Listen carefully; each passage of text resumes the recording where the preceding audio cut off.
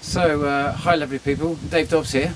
It's the 6th of September 2018, and so basically, you know, we've been kind of running this timeline, and I've been running this Planet X timeline for quite some time now, and I think the last key thing I said in the last video was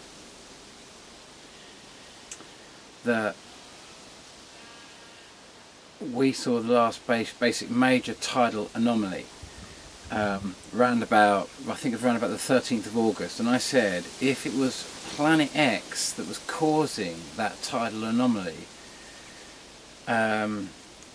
if it was Planet X that was causing that tidal anomaly, as in the dwarf planet at the centre that we're assuming all the rest of the things, the blue Kachina and all these other things orbit, if it was that caused that tidal anomaly, or if it was, well, if it was that caused the tidal anomaly, we would expect, because the way I've monitored the overall movements of the system, we would expect, and this is 3 years, if not a lot more years, of just constant study, bringing a lot of other information in.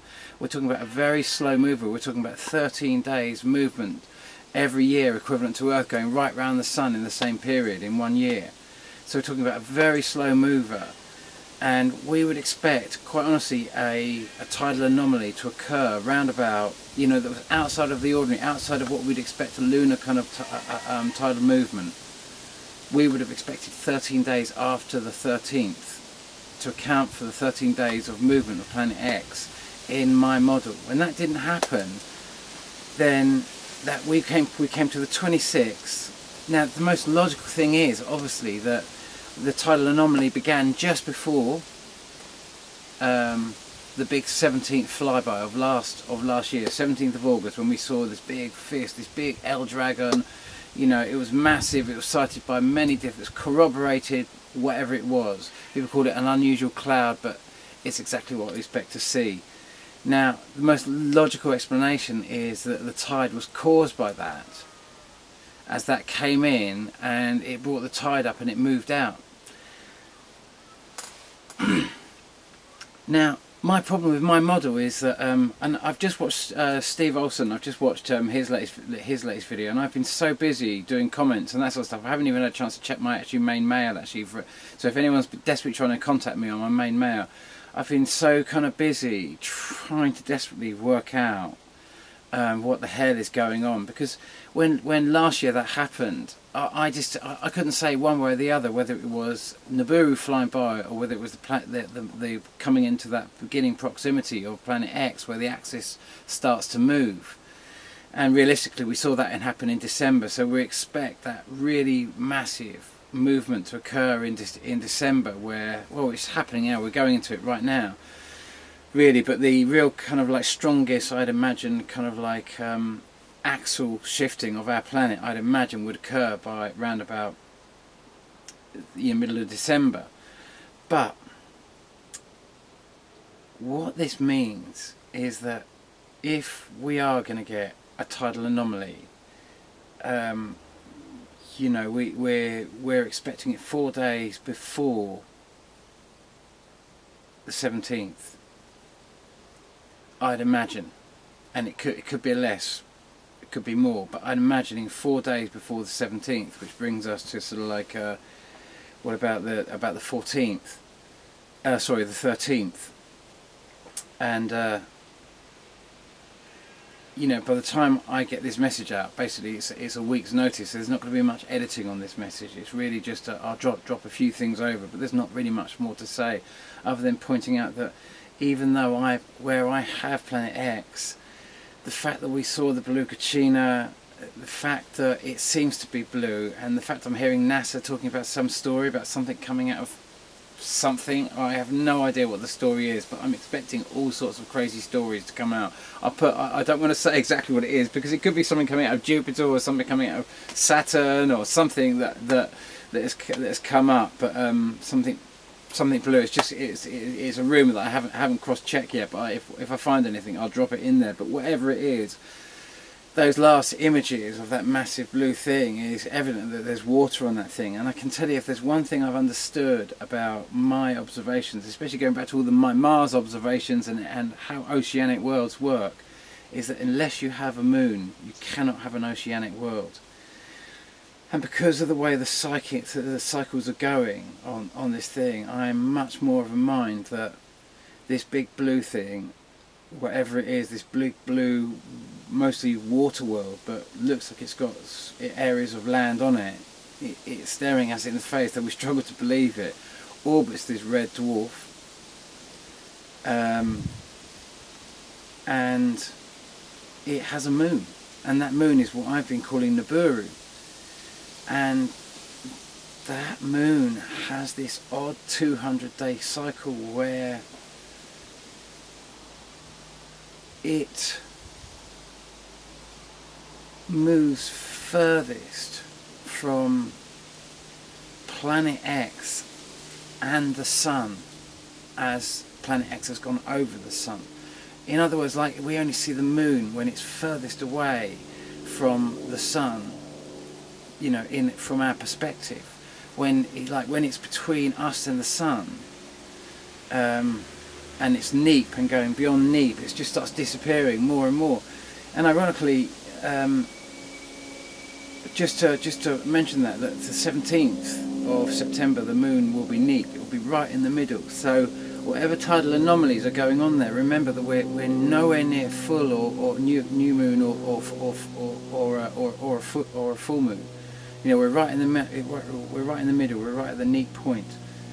So so that's going to be a big, you know, basically this thing still doesn't, you know, the path that I charted going over the Sun is much more based on the big seismic earthquakes that we've seen. You know, the 2004 Boxing Day one, the 2010 27th of, when was it, 27th of February 2010, the big 8.8 in Chile, and then 1 year and 13 days later the big Fukushima 9.6, which was on the 11th of March, which is 1 year and 13 days later, but technically a 13-day difference in astronomical position. And then of course we had the big earthquake on the 22nd of November 2016, where we saw massive plates rise up. I think it was 16, could have been 17, but I think it was 16. I think that was one of the big ones I predicted on the line, which is helped me work out this overall line. But now I see it as like this red and this blue Kachina, these two massive masses seem to be sort of spiraling along together almost. It's a very, very obscure movement, and again, where I brought into this idea that our solar system, by the movements we've seen just lately, could be much more conical. This could also run true with the whole Planet X system, that it could be a much, much more conical system coming through, and it would start explaining so many of the other dynamics that we're just we're so struggling to make sense of.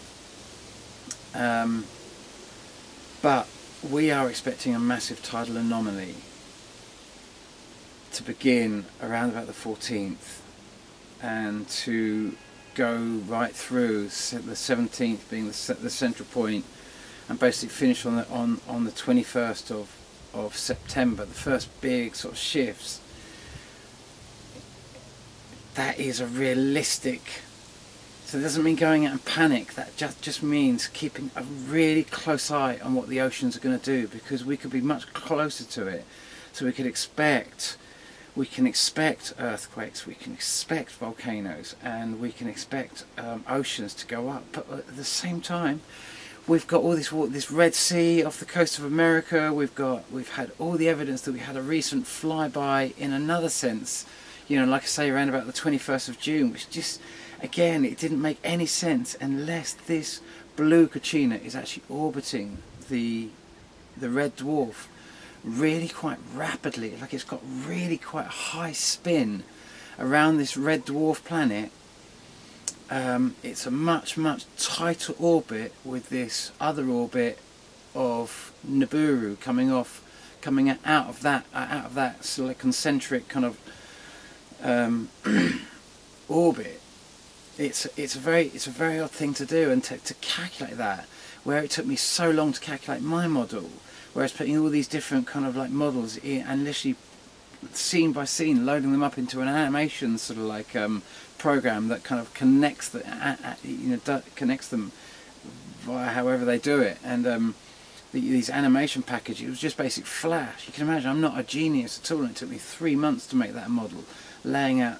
We would need now to take this further, we would need to be able to update all of these orbits into a program that could much more easily, or someone who had the knowledge to kind of bring all of that into those type of rotations, so we could set it on, we could set different counters and see if we could, through these different counters, find the sequence that would allow us to find the exact motion, because we have all the sightings. It's just that there's no way for my little mind to number crunch this. It's so complex, because at every point on the earth you see it, because it's round, you're seeing, and at every time of the day you're seeing a different quadrant of the universe around you. It's so difficult to triangulate anything. It's so difficult, and you know, and I might be completely incorrect about this, but it's looking, by logic, like we should expect a tidal anomaly, and if it is a tidal anomaly, we should act on that, and we should just be vigilant. Anything else I've got to add to that? That's the key message. Anything else I've got to add to that? Will we pass through the tail by November the 7th? You know, I base that whole kind of like that whole system based on that model that I put together. It doesn't incorporate this the orbit of the blue Kachina. You know, understand why it has to have a moon. It has to have a moon because it has to lift and drop the oceans. If a planet doesn't have a moon, like if we took our moon away, we'd probably be alright. But our oceans absorb 30 to 40% of all our carbon dioxide. You know, so we have two different kind of realms: the kind of realm above the oceans, and the realm below, and the realms that are below the oceans. And they're both fighting for all the carbon dioxide they can get, because if they can't get the carbon dioxide, they can't digest the bedrock on which we all live in to turn it into earth and all the rest of the things. It all comes from somewhere. It all comes from light, and it all comes from rock, basically, all of it. And so unless we can digest that rock without the input of carbon dioxide, making the water, you know, turning it into carbonic acid, carbonated water with the 3 atoms of oxygen in each molecule that can get either side of a calcium atom or an ion and pull it out of bedrock and produce calcium bicarbonate, and that whole process that's all done by primary. For an ocean to do that, it needs a moon. It needs those oceans to rise and fall, and waves to be created, so you can have that process to break down the rock, so you can release all of the minerals and all of what we would call the periodic table into the water table, which can then go into life, so we can exist. This is where the building blocks come from. So when we see a water world, once we see a water world, we're thinking, you've got a moon. You've got a moon. You have to have a moon. You cannot see a blue planet and not see a moon. You know, I've always seen it blue, but until I saw that close-up picture, I mean, that was so sensational for me. I've been struggling to believe it. Do you remember that sort of shot of Jeff Pease on the 18th? Was it the 18th or the 14th? 14th of October, maybe. I'm saying that off the top of my head. I put it up, but it was around about the 14th of October 2016, and you had that massive plasma shot. And that's the type of thing we're about to expect. We're expecting to see something like that. We're expecting to see some crazy weather. We're expecting to see some pretty big tides. And you know, I've heard about this video blogger's kind of boxing match just recently that's got millions and millions and millions of hits. And it seems that everyone's lost in video games, and many would say in YouTube videos as well. You know, look at me. You know, But I've got a funny feeling this whole world for all of us, of this thing that seems to exist, that keeps us stuck in the video realms where we're researching all this sort of stuff. I think for many more of us now that this is going to come out of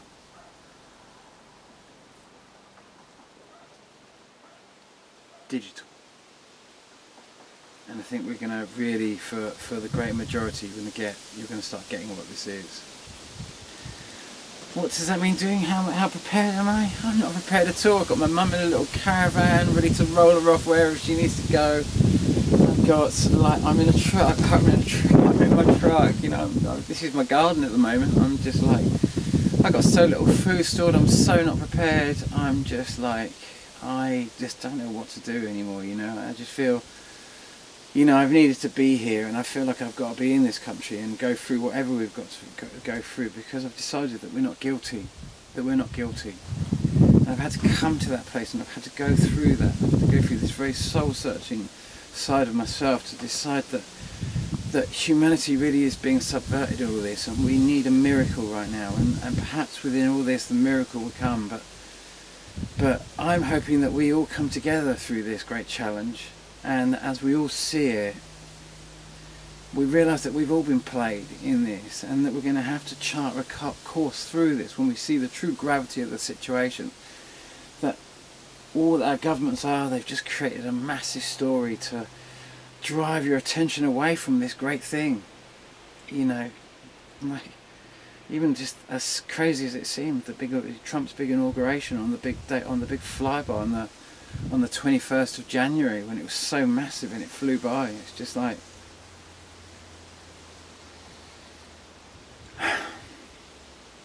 but you know, those two video makers, by the way, I'm so sorry I should have said this at the end, because I really don't know really what to say. You know, we have had two video makers, Planet X Hunter, you know, he's put a video up.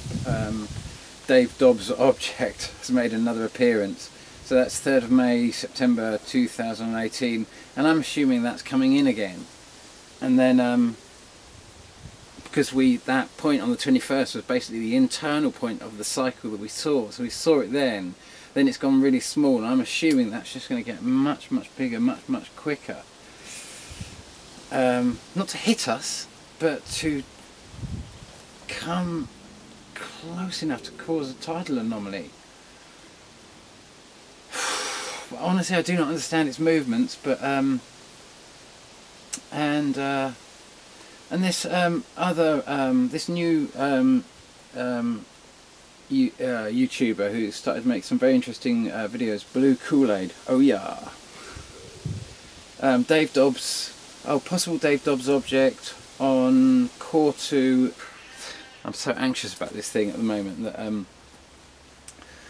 that I don't really know what to do, and it just seems so unbelievable myself that I've literally just got back to Glastonbury and just moved my mum from she was on the lowest levels in the country, you know, much higher than that. You know, it's just like the whole thing seems so silly to watch this thing, and I can't seem to do anything. I can't seem to mobilise anyone into sort of like, you know, got a tiny amount of subscribers. I can't mobilise anyone into doing anything, and that includes really myself as well. And so all I can say is that you are not guilty, and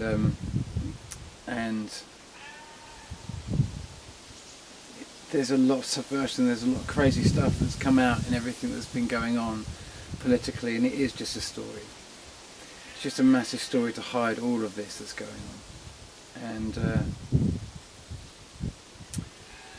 on. And you know, whether this shot by Blue Kool-Aid is is what I'm expecting it to be, and that we're going to get the big tidal anomaly imminently. You know, we're just watching this, just trying to make sense of it. It's so far away from understanding it, it's stupid. Feeling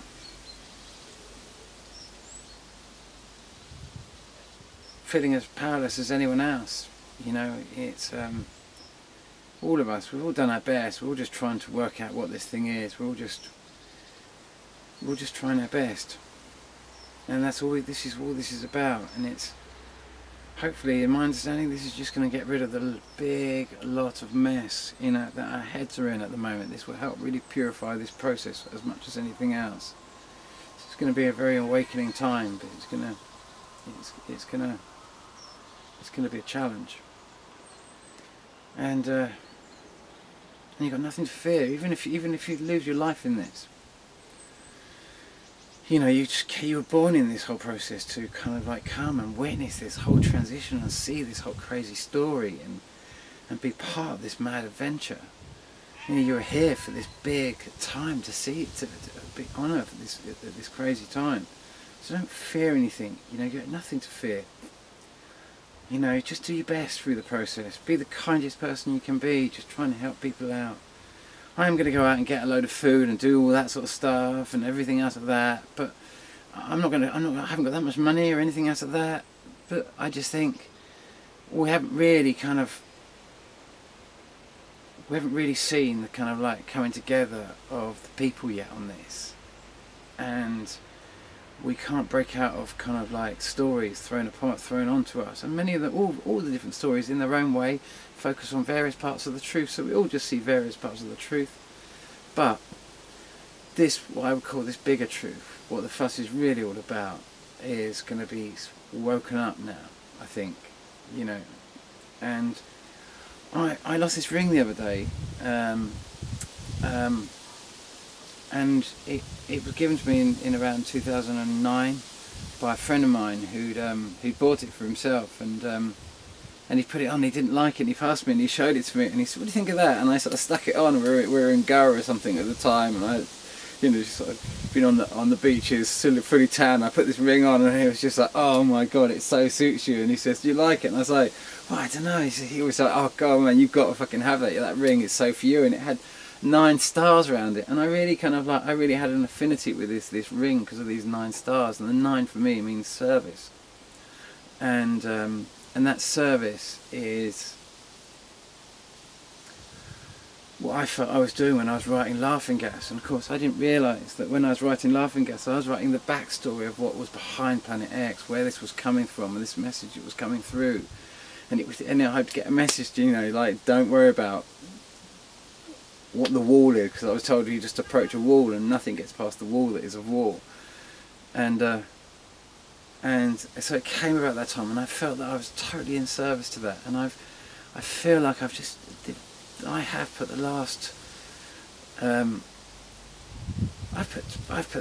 been dedicated on this for the last 10 years exactly, you know, since I started writing in 2008 really, and the whole journey. Even though the kind of whole Laughing Gas experience happened in actually 2006, it took 2 years before I finally managed to get to the root cause of what had happened on that fateful day that had triggered this whole thing, where I saw my world, I was destroyed, and I was killed with the shame of doing absolutely nothing. I was destroyed with the shame of doing nothing to reverse the course of events. And I know that if that day came, and I came to this point, and I'm chased down the beach with soldiers that want to kill me, and whatever drove me to sort of do all that sort of stuff, whatever fears that they drum up now, you know, that one thing I feel that I have done, even though I know that I could have done so much better, is I've shouted it out, and I've been consistent, and I've been trying to be solid like all the others out there, like Steve Olsen. You're just solid, mate. You're just absolutely solid, mate. You know, pumping them out. And I haven't checked my mail, Steve. I would love to do a show with you, mate. Solid. You know, Nigel's view on things. You know, Jeff P. You know, Matt Rogers.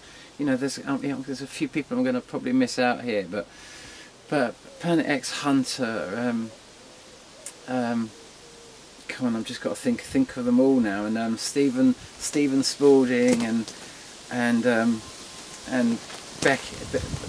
Becky Lewis, you know, for all her magic efforts, and sort of like you know, there's just so many, you know, that I could just go through, and I get sort of like I saw sort of like Wayne Steiger on there with sort of like with Rex Bear the other day, and then another two, just, you know, there's you know, there's just, you guys have been the front line of this world for me, and Scott, who does the Planet X News, and the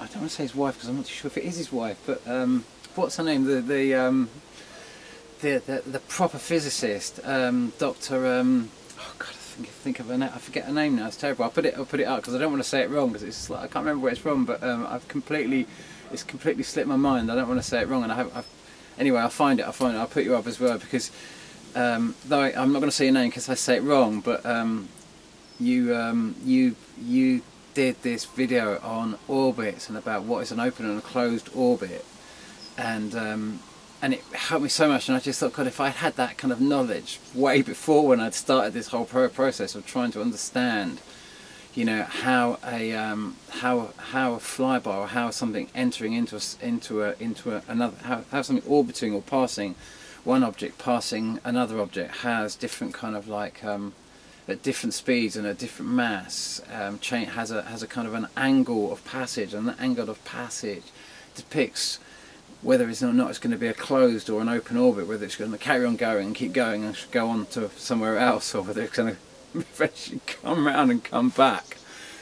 And it seems Planet X has a very closed orbit in my opinion, but nonetheless, all of you video makers out there, you know, you've been this front line, as well as all the other research. But most kind of astronomers have to stick to this pedal story. They can't come out. They can't look at anything. They can't break away from this kind of like this framework, and so it just leaves it all in the realms of these amateur astronomers, who are the ones who've got the courage to speak out of the status quo. And for you guys, and for those who've got the courage just to speak out, you know, I just take my hat off to you. You know, we've all done our best, and you know, we've got less views probably combined than sort of like than probably the most measly kind of like games blogger video site or whatever it is. It just seems so insane, but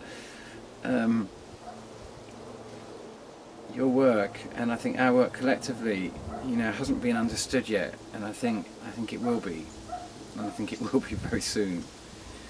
And also, I just want to say that, as much as anything else, I talk to our governments, I talk to our press agencies, I talk to all of these organisations when I talk through this camera. That's why I do it as much as anything else, because I'd like our governments to know that we had some very wise counsel in our ancients, in the time when Elizabeth run this country, and Elizabeth I, when that great flood, and she knew when to be in the invasive, if you like, and she knew when she had to be peaceful. And this is not a time when you can be taking a country to war. This is not a time. And you've seen the data, and all of you that have worked to cover this up, because you believe that you don't want people to panic, or you don't want people to prepare, or you've got these beliefs that that it's better that this takes their lives because it will save this planet. Anything that you do that leads to other people losing their lives, anything any of us do that leads to any other people losing their lives, if you drive the ignorance or whatever it is a terrible weight that you have to carry. And those of you who are making these big decisions out there, you've got to think really, really carefully, because you're being led by some very, very negative energy. And you've got to really think carefully about what you're trying to achieve. It doesn't have to go. If we don't let it all go into war, and we can hold back and realise that it's just a story that's getting into our head, and it's coming in through cracks, let's call it psychic cracks, where all this interference is coming in, but it's just a story. It's just a story to bring the world into a state of war, and it's just a story. The only thing that's going to get you through this passage, most of all, is peace. It has massive psychic energy as it comes past. So stay in peace. Just do your best to stay in peace. Not get too excited by it, even though it's going to be exciting. Just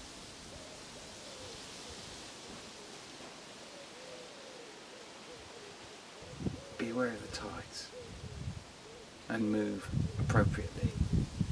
Be sensible. Be calm. Do I need to put any visions over the top of this? Any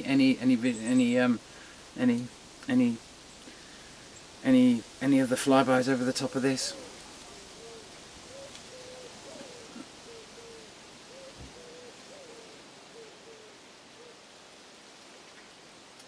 You know,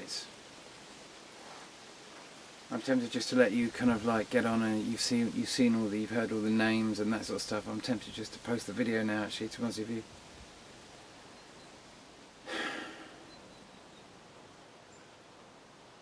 Good luck. So we just don't know how long it's going to take after this point, how long it takes to pass the actual tail. But you know how long it takes before we pass the tail. It could be right up to 7th of November, 10th of November, could be later. You know, the last time we went close to the tail was on the 16th of October. That's how I got to that day, and plus putting it into my model, but really that model is just not incorporating this blue planet, and so it's just, we're ballpark figures here. Ballpark figures. We just don't know. And that's what's the most important thing. We just don't know anything. No clues. Just guesswork.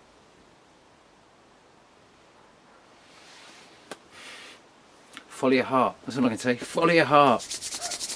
Crazy things could happen where someone says, oh, let's go up to here, blah, blah, blah. Feel it. Might just feel kind of like, yeah, maybe we should. Think about it.